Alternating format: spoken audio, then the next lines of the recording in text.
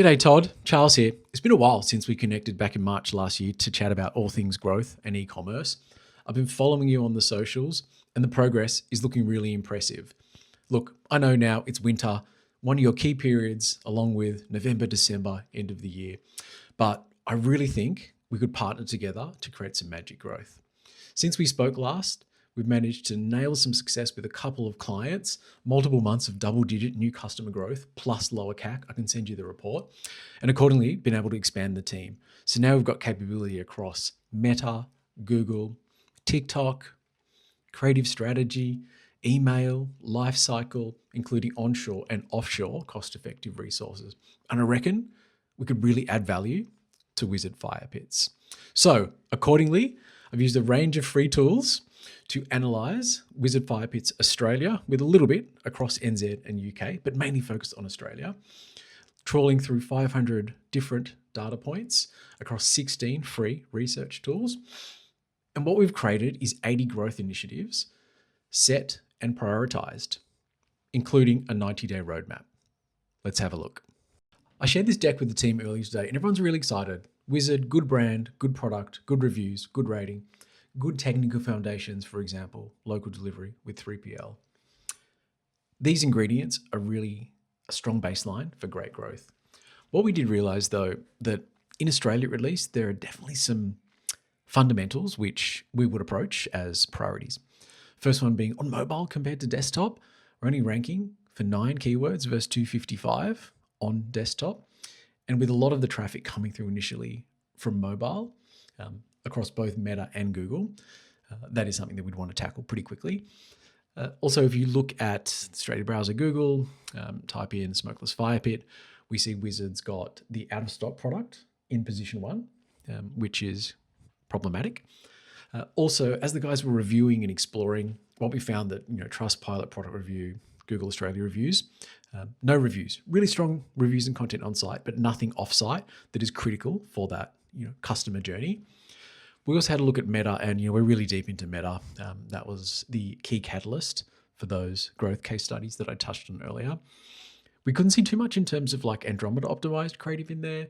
There didn't seem to be a sense of building ads based off a range of personas, which we've had great success doing. Formats were pretty limited. I couldn't see too much in terms of like middle of funnel objection handling, which really key as we bring people through the funnel. So we would absolutely propose that, Meta would be a big focus.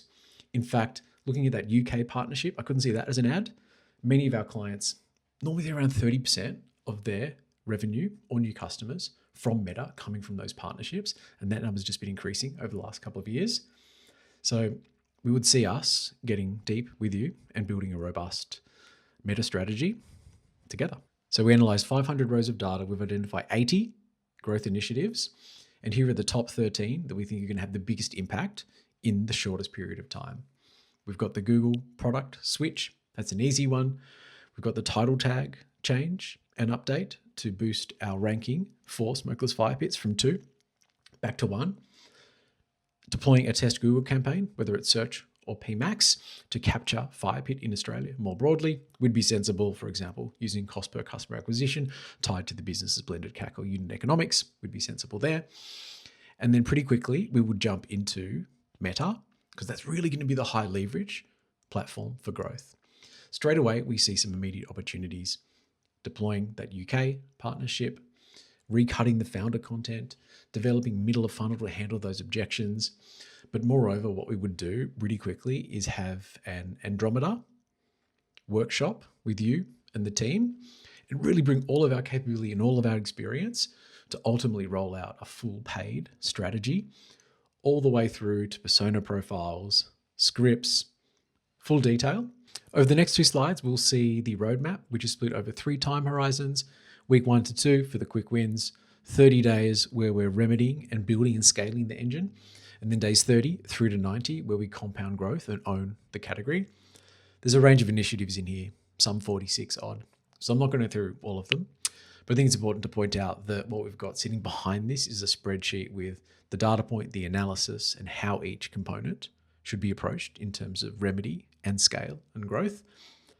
So myself and the team, we're ready to go. As I said, we've got the capacity, the briefs are ready, and we're ready to hit the ground running. Understand that all of this is right. Don't have the full business context, and this data isn't always fully accurate.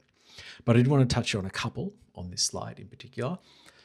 We're seeing some opportunity in Klaviyo, using some content buyer's guide as a gift magnet, looking at the post-purchase cross-sell, upsell, review, harvesting, and looking at how we can effectively increase revenue from Klaviyo. What we could see from our tools is Klaviyo revenue in Australia was less than 5%, which seems really low.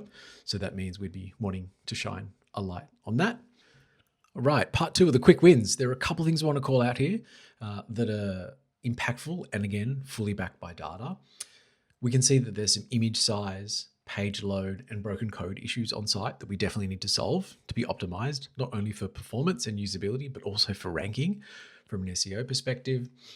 Once done, we see advantage in deploying a specific upsell logic, whether it's on page or between PDP and cart. We've done this for a range of clients, and it's a great way to get a little gimme in terms of higher AOV.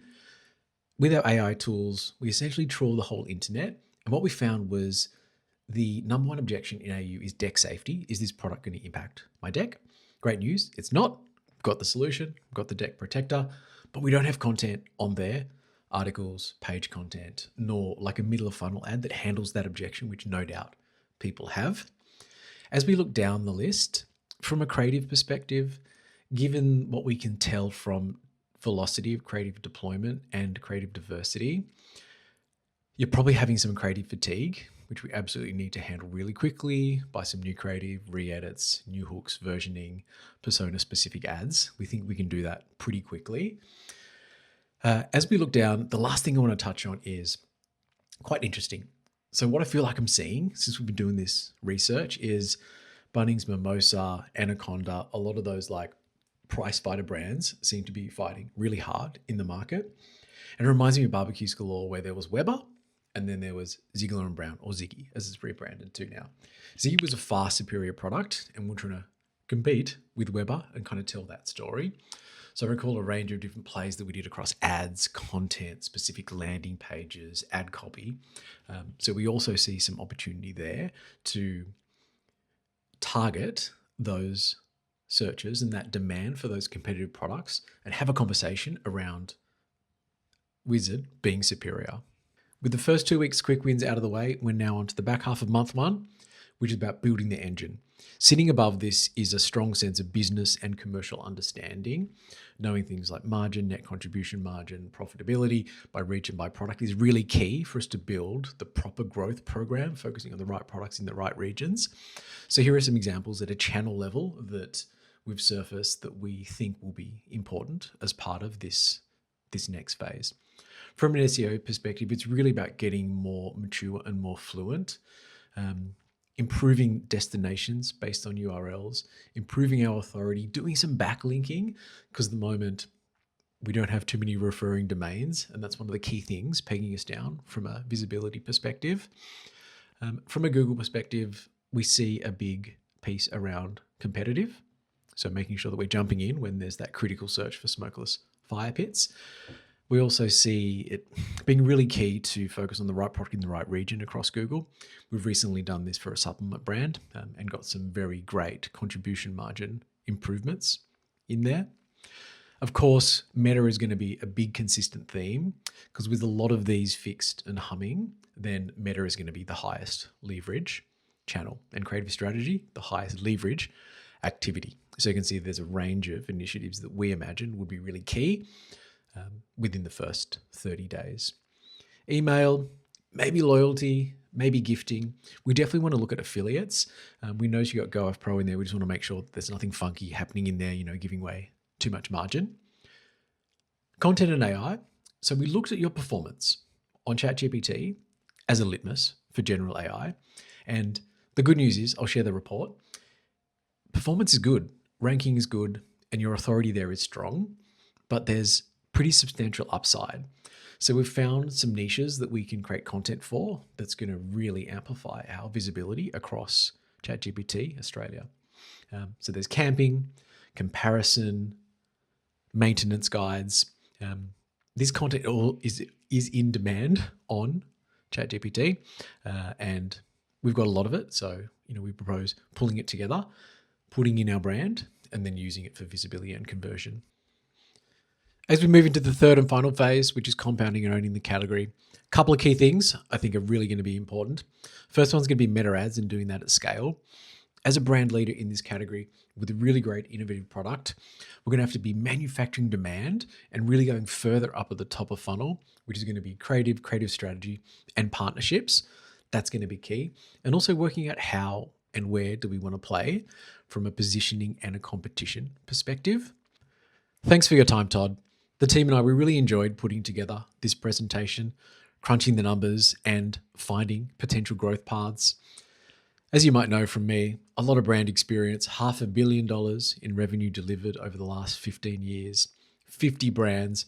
Right now, we don't work with anyone. We only work with ambitious D2C e-commerce brands in the physical product space. No one else.